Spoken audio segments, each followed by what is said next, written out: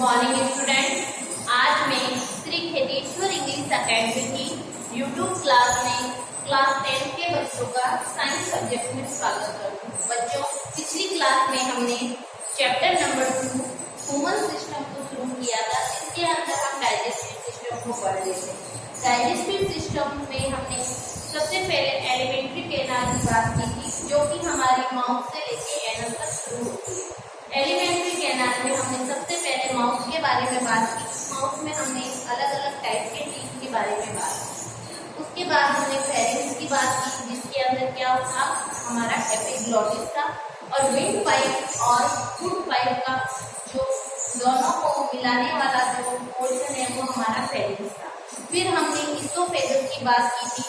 जो ईसोफेगस होता है वो क्या करता है, हमारे फूड को माउथ कैविटी से स्टमक तक पहुंच जाता है। ये एक स्पेशल टिश्यू से मिलकर बनी होती है, मसल से, जिनको हमने स्पिंचर मसल बोला। ये स्पिंचर मसल की वजह से इसमें जो फूड का मूवमेंट होता है वो होता है पेरिस्टेल्सिस मूवमेंट। उसके बाद हमने बात की स्टमक की। जो स्टमक होता है वो हमारी एब्डोमेन कैविटी में लेफ्ट साइड में अपर पोर्शन में होता है। स्टमक होता है, जो ईसोफेगस होती है वही कन्वर्ट होती है इसमें स्टमक। ये जेल लाइक अंग्रेजी के जेल शेप का होता है, जिसको हमने 3 भागों में बांटा था। एक था हमारा पाइलोरिक, दूसरा कौन सा था, सबसे पहले हमने कार्डियक की बात की, कार्डियक, फंडिक और पाइलोरिक।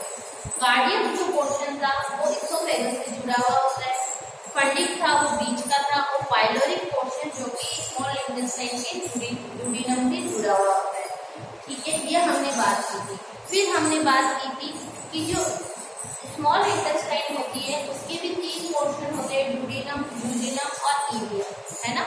ड्यूडेनम, ड्यूडेनम और ilium.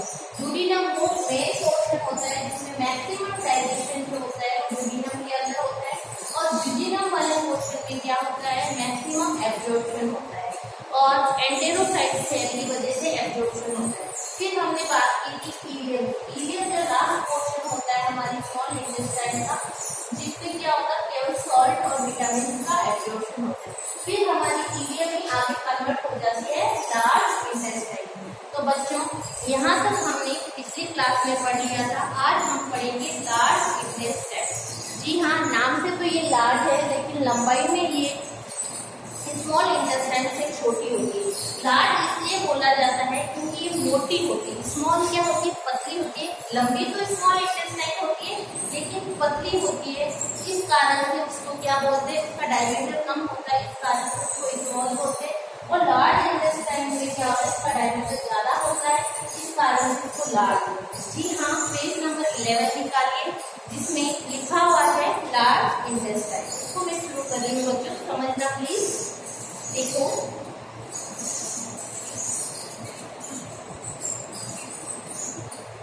the ileum is further connected to the large intestine। जो इलियम होती है वो किससे जुड़ी हुई होती है, लार्ज इंटेस्टाइन से, यानी इलियम ही आगे कन्वर्ट हो जाती है लार्ज इंटेस्टाइन में। ठीक है, some special bacteria are found here. जो लार्ज इंटेस्टाइन होती है उसमें कुछ स्पेशल बैक्टीरिया पाए जाते हैं जो हमारी बॉडी के लिए अच्छे होते हैं।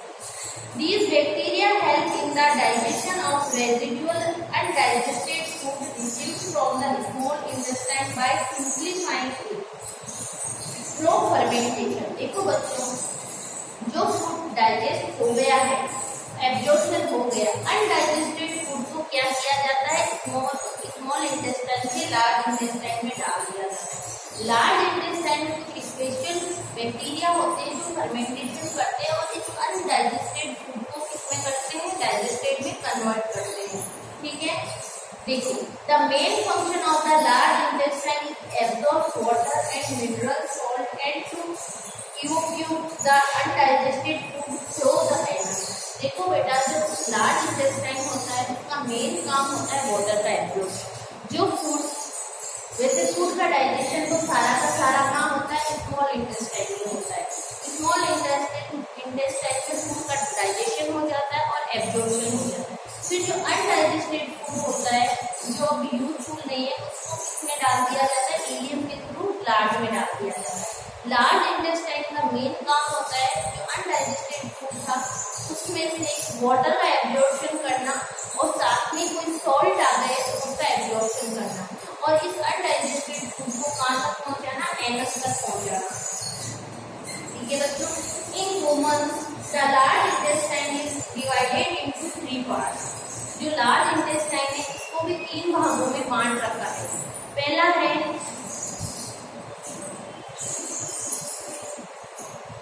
सीकम, कॉलन और रेक्टम, है ना बेटा। ये जो फर्स्ट है इसकी स्पेलिंग जो आपको दिख रही है, इसमें क्या होता है, ए साइलेंट होता है, इसको क्या बोला जाता है, सीकम, कॉलन और रेक्टम। रेक्टम जो होता है ये वाला पोर्शन होता है वो सीकम होता है, ये वाला होता है कॉलन, और ये लास्ट वाला जो एनस के पास वाला पोर्शन होता है उसको क्या बोलेंगे हम, रेक्टम बोलेंगे। तो जी हाँ, दिस हम सबसे पहले सीकम की बात करेंगे। This part is associated with ileum. Ileum से जुड़ा हुआ जो पार्ट होता है वो क्या कहलाता है, सीकम कहलाता है।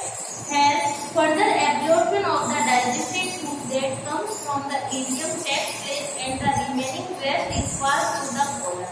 जो भी डाइजेस्टेड फूड होता है, अनडाइजेस्टेड फूड जो कहाँ आ गया, हमारे इलियम के थ्रू सीकम में आता है, और सीकम में इसमें थोड़ा बहुत जो भी एब्जॉर्प्शन होता है वो हो जाता है, फिर इसको किसमें धकेल दिया जाता है, कॉलन में। Slightly underneath the first part of the caecum is 4 to 5 inch long tube-shaped organ projecting inwards is found at is called as vermiform appendage। देखो वर्मीफॉर्म अपेंडिज, ये वर्मीफॉर्म देखो आपने देखा है, ये जो हमारी इलियम है वो किसमें कन्वर्ट हुई है, वो हुई है लार्ज इंटेस्टाइन। तो सीकम वाला जो पोर्शन होता है लार्ज वाला, वो एक छोटी सी वर्म की फॉर्म की तरह स्ट्रक्चर बनाती है, जिसको हमने क्या नाम दिया, अपेंडिक्स। देखो बच्चों, अपेंडिक्स जो होती है हमारी बॉडी में, अपेंडिक्स का कोई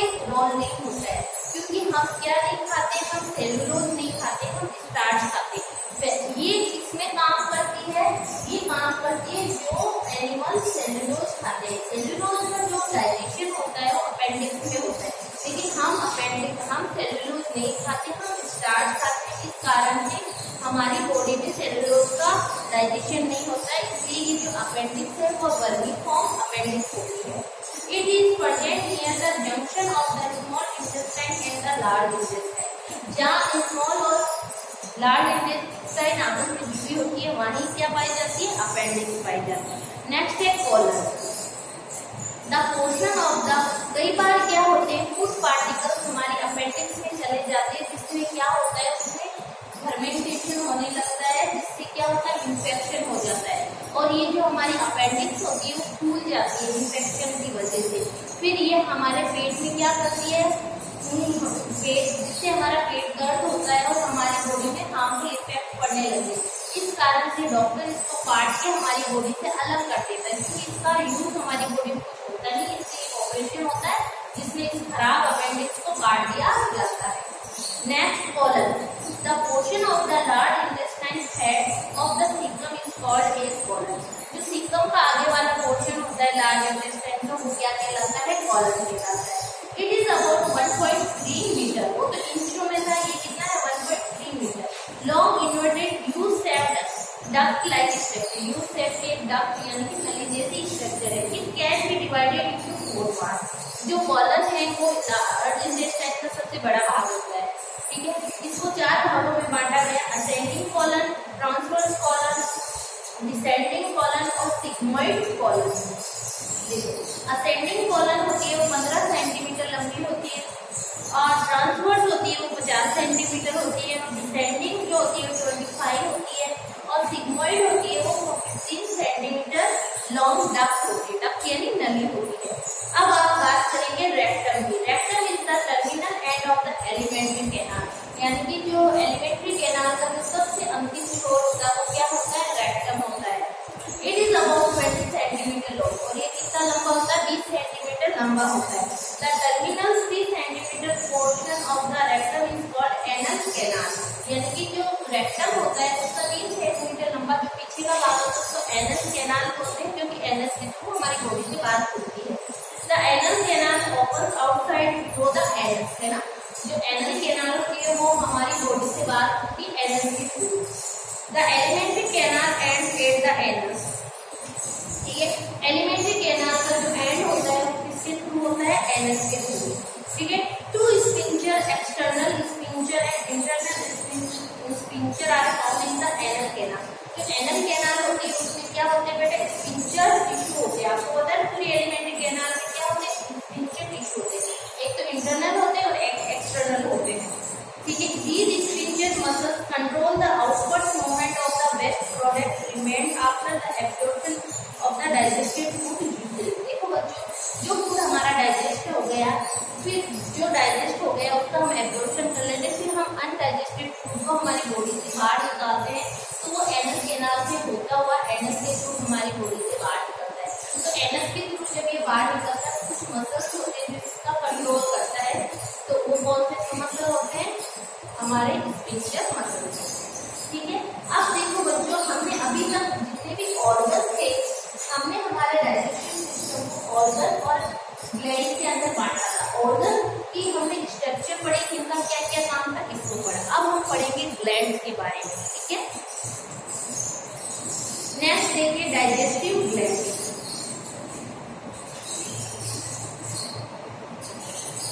डाइजेस्टिव ग्लैंड देखो, in human in addition to the gland secretory tissues present in the alimentary canal, three major glands while salivary glands, liver, pancreas are also found। देखो बच्चों, हमने शुरू में बात कर ली थी हमारे जो एलिमेंट्री कैनाल के ऑर्गन थे, कुछ क्या थी, ग्लैंड थे। ग्लैंड में हमने बात की थी एक तो salivary gland की, एक लिवर की और एक हमने बात की थी पैनक्रियास की। तो सबसे पहले हम salivary gland के बारे में बात करेंगे जो कि हमारे मुंह में पाई जाती है। देखो, this gland produce saliva in the mouth. ये जो कि सलाइवरी ग्लैंड होती है वो हमारे मुंह में होती है। 3 जोड़ी सलाइवरी ग्लैंड होती है और इनका काम होता है मुंह से सलाइवा सिक्रेट करना। सलाइवा जानते हो, लार, जो हमारे फूड का क्या करता है, जो हमारे खाने के अंदर मिक्स हो जाता है जिससे हमारा खाना चिपचिपा हो जाता है, फिसलने में आसानी होती है। बहुत सारे सलाइवा के काम है जो 1 बाय 1 हम पढ़ेंगे। Saliva is a mixture of serum-like fluid and sticky mucosa. The liquid part wets the food and mucus acts as a lubricant. ठीक है। The main function of saliva are to start digestion of the starch present in food within the mouth itself, to make the food lubricious and soluble, and clean the teeth, mouth and tongue. Salivary gland is of 3 types। देखो बच्चों, जो salivary gland होती है वो हमारे मुंह में पाई जाती है। 3 जोड़ी सलाइवरी ग्लैंड होती है। अभी हम पढ़ेंगे कौन कौन सी होती है। सलाइवरी ग्लैंड से सलाइवा सिक्रेट होता है। सलाइवा के अंदर एक एंजाइम होता है जिसका नाम होता है टाइलिन या एमाइलेज, ठीक है। क्या नाम होता है, एमाइलेज एंजाइम होता है। क्या हार्मोन होता है, एंजाइम होता है। देखो बच्चों, जो सलाइवा होता है जिसके अंदर टाइलिन नामक एंजाइम होता है, इस टाइलिन को हम एमाइलेज भी बोलते हैं। और ये टाइलिन इसका डाइजेशन करता है स्टार्च का, यानी कि पहली बार हम जैसे ही मुंह के अंदर खाना रखेंगे तो उसके अंदर सलाइवा मिक्स करेंगे। सलाइवा मिक्स करके उसके अंदर जो स्टार्च है फिर एक तरह का कार्बोहाइड्रेट है, उसका डाइजेशन होने लगता है, ठीक है।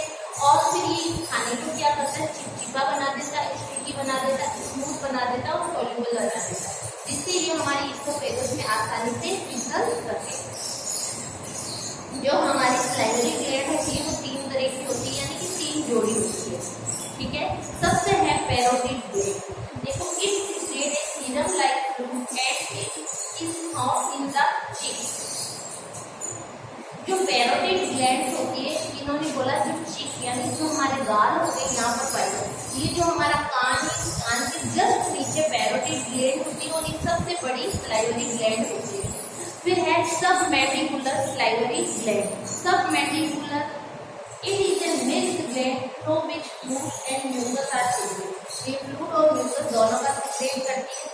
Sublingual gland, this is found beneath the tongue and secrete the mucus like liquid. देखो, सबलिंगुअल आपको पता है ना, जीभ के नीचे पाई जाती है सबलिंगुअल, और थोड़ा सा पीछे की ओर होती है सब मैंडिबुलर सलाइवरी ग्लैंड। और पैरोटिड ग्लैंड होती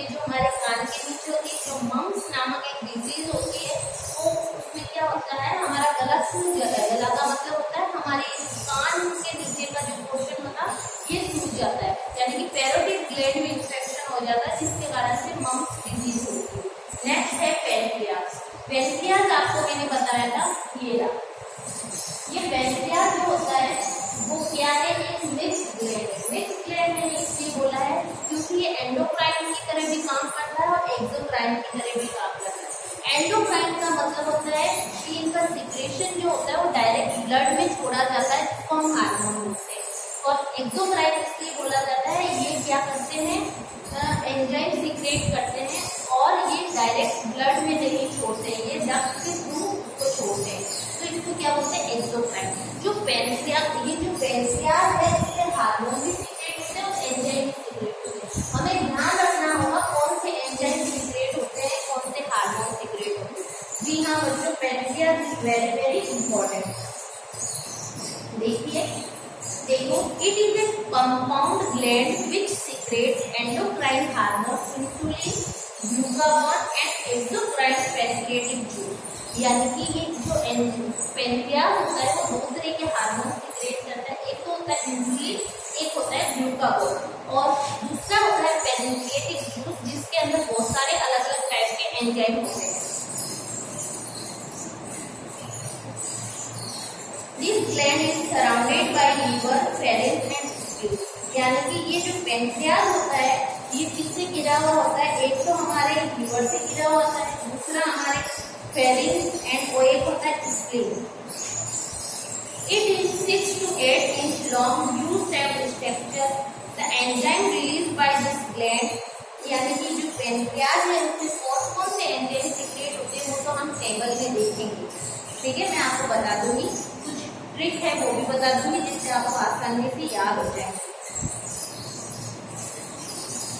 देखो, the enzyme release by this gland help in the digestion of protein, fat, carbohydrates in the intestine. Insulin and glucagon hormone together control the level of blood glucose in the body. देखो बच्चों, जो हमारा pancreas होता है, pancreas से क्या होता है, एंजाइम भी सीक्रेट होते हैं और हार्मोन भी सीक्रेट होते हैं। जो हार्मोन होते हैं उनका नाम है इंसुलिन और ग्लूकागॉन। जो इंसुलिन होता है वो क्या करता है, ब्लड के अंदर जो हमारी ग्लूकोज होती है उस ग्लूकोज को किसके अंदर कन्वर्ट करता है, ग्लाइकोजन के अंदर। और जो ग्लूकागॉन होता है वो ग्लाइकोजन को ग्लूकोज में कन्वर्ट कर देता है। आपने सुना होगा कि जो हम एक्स्ट्रा फूड खाते हैं, जो हम फूड खाते हैं वो ग्लूकोज के फॉर्म में होता है और ह्यूमन के अंदर जो फूड स्टोर होता है वो ग्लाइकोजन के रूप में होता है। और सॉरी, एनिमल, अपन ह्यूमन भी तो एनिमल है, एनिमल और ह्यूमन के अंदर जो फूड स्टोर होता है ग्लाइकोजन के फॉर्म में स्टोर होता है और प्लांट्स के अंदर होता है ये स्टार्च की फॉर्म में। जो एनिमल्स के अंदर ग्लूकोज होता है, तो हम एक्स्ट्रा ग्लूकोज ले लेते हैं तो वो ग्लाइकोजन में कन्वर्ट होता है। तो ये ग्लूकोज को ग्लाइकोजन में कन्वर्ट कौन करता है, ये करता है हमारा insulin hormone. Insulin hormone secrete होता है पैंक्रियास से। फिर जब हमें जरूरत पड़ती है तो ग्लूकागॉन हार्मोन सीक्रेट होता है और वो ग्लाइकोजन को किसमें कन्वर्ट कर देता है, ग्लूकोज में। जी हाँ, तो ये हमारे ब्लड में शुगर के लेवल को मेंटेन करके रखते हैं। और कुछ एंजाइम होते हैं जिसमें से आपको सबसे पहले ये ट्रिक याद रखनी है, ताल। ताल कहाँ होती है, पैंक्रियास में होती है। आपको ये ध्यान रखना, ताल कहाँ होती है, पैंक्रियास में होती है। ट्रिप्सिन, एमाइलेज और लाइसिन, ये तीन एंजाइम के नाम है। इनका फर्स्ट लेटर मैंने लिया है, ठीक है। ये क्या है, ट्रिप्सिन, एमाइलेज और लाइसिन। जो ट्रिप्सिन, इनके पीछे ई वर्ड आता है, वो एंजाइम किसका डाइजेशन करते हैं, प्रोटीन का। जो ट्रिप्सिन होता है वो प्रोटीन का डाइजेशन करता है, प्रोटीन को किसके अंदर कन्वर्ट करते हैं, एमिनो एसिड के अंदर। फिर एमाइलेज जो होता है, अभी मैंने बात की थी, एमाइलेज करता है कार्बोहाइड्रेट का डाइजेशन, यानी कि कार्बोहाइड्रेट को कन्वर्ट कर देता है। जो हमारे मुंह में एक एंजाइम था जिसका नाम था टाइलिन, वो भी क्या था वो एमाइलेज था। और लाइपेज जो होता है वो फैट को कन्वर्ट करता है फैटी एसिड में, ठीक है। आगे बढ़ती हूँ मैं, चलो पैंक्रियास हमारा कंप्लीट हो गया। अब हम बात करेंगे लीवर की। देखो, this is the largest and one of the most vital digestive gland of the human body.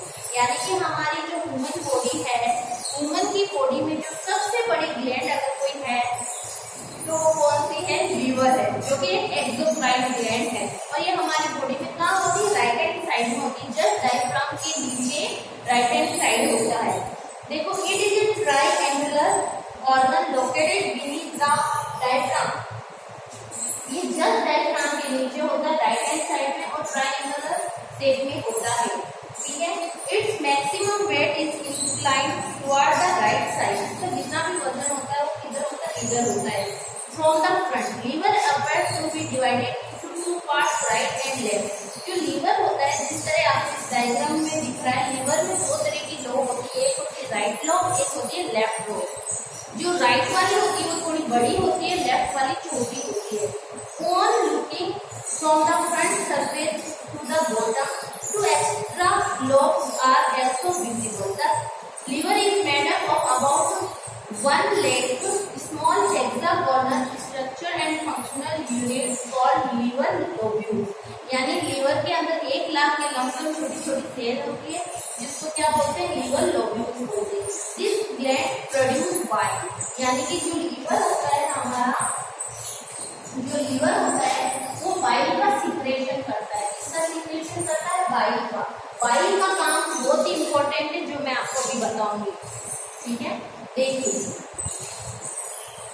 The bile secreted from the liver flows to the gall bladder through the hepatic duct system and bile duct. The gall bladder is located on the concave lower side of the liver. The bile produced by the liver is stored in the gallbladder. From here the bile moves through common bile ducts into the duodenum. देखो बच्चों, अभी देखो हमने अभी organ और gland की structure के बाद अब डाइजेशन तो हम अब पढ़ेंगे, है ना। डाइजेशन ऑफ द फूड तो हमारा अब होगा।